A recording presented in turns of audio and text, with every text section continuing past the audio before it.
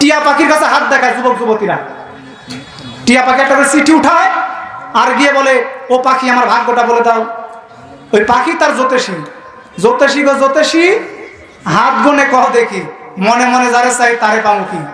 যুবক যুবতীরা বলে কিনা, জ্যোতিষী তো মহাচালাক, বলে হ্যাঁ বাবা, হ্যাঁ মা, তোমাদের মিলন হবে, তবে শর্ত আছে। কি শর্ত বাবা? 1000 টাকা লাগবে। একটা সমস্যা আছে।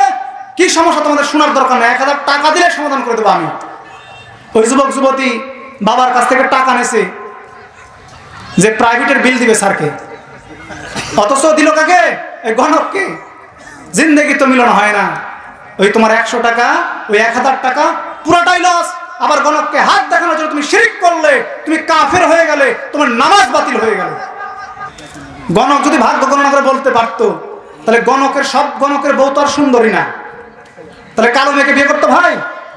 ওই যে খান জাহান আলীর মাজারে গেছিলাম বললাম জিয়ারতে, ওখানে আরেকটা দৃশ্য দেখলাম।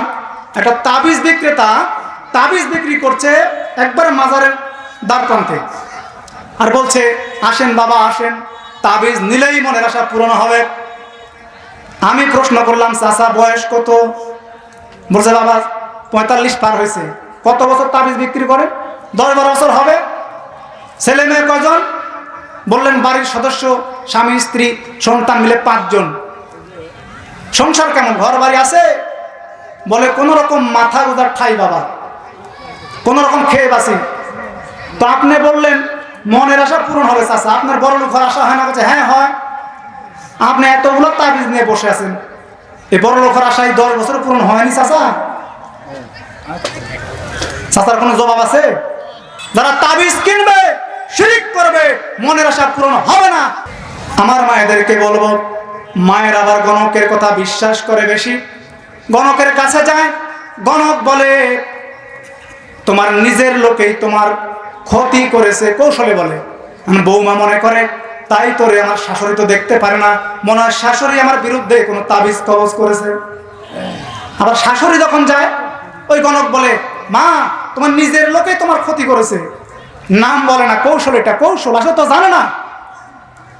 এবার শাশুড়ি ভাবতেছে তাই তো, আমার বৌমা তো খুব খারাপ আচরণ করে, মনে হয় বৌমা এই কাজটা করেছে, সেই তো বাড়ির কাছের লোক।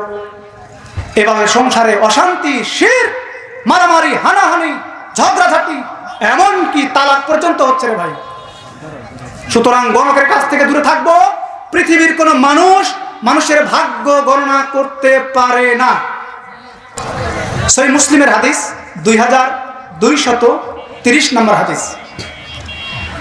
আল্লাহ রাসূল বললেন, যে ব্যক্তি গণকের কাছে যায়, ভাগ্য গণনাকারীর কাছে যায়, এই বিশ্বাস নিয়ে সে গায়েব জানে। কোনো কিছু জানার জন্য যে ব্যক্তি গণকের কাছে যাবে, আল্লাহ রাসূল বললেন ওই ব্যক্তির সালাত কবুল হবে না 40 দিন 200 ওয়াক্ত।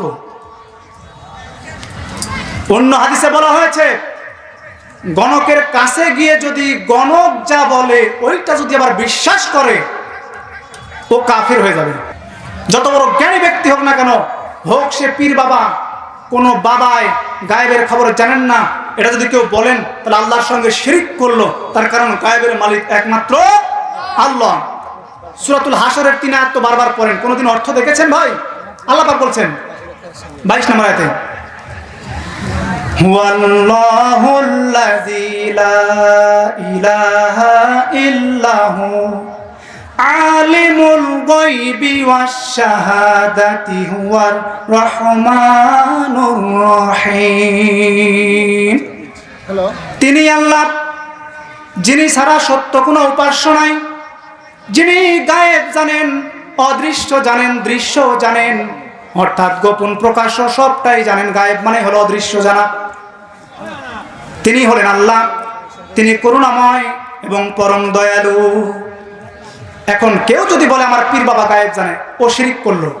একটু বিবেক দিয়ে চিন্তা করেন, আপনি গণকের কাছে যাচ্ছেন যে গণক বাবা আমার 1 লক্ষ টাকা হারিয়ে গেছে, বলে দেন কোথায় আছে।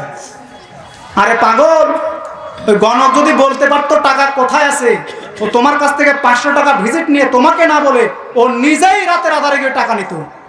মানুষ কত বোকা। তাই যুবক যুবতীদেরকে বলবো, যুবকরা নেককার স্ত্রী প্রার্থনা করবেন আল্লাহর কাছে, আর নারীরা একজন সৎ চরিত্রবান নেককার স্বামী প্রার্থনা করবেন আল্লাহর কাছে, কোনো গণকের কাছে নয়। কোনো লাভ নাই ভাই। মনের আশা পূরণ করতে হলে নামাজে সেজদায় গিয়ে আল্লাহর কাছে চান। আপনার কি চাওয়া আছে? সৎ চাওয়া। অবশ্যই আমার আল্লাহ নিরাশ করবেন না, কবুল করবেন। সকলে বলে আমিন।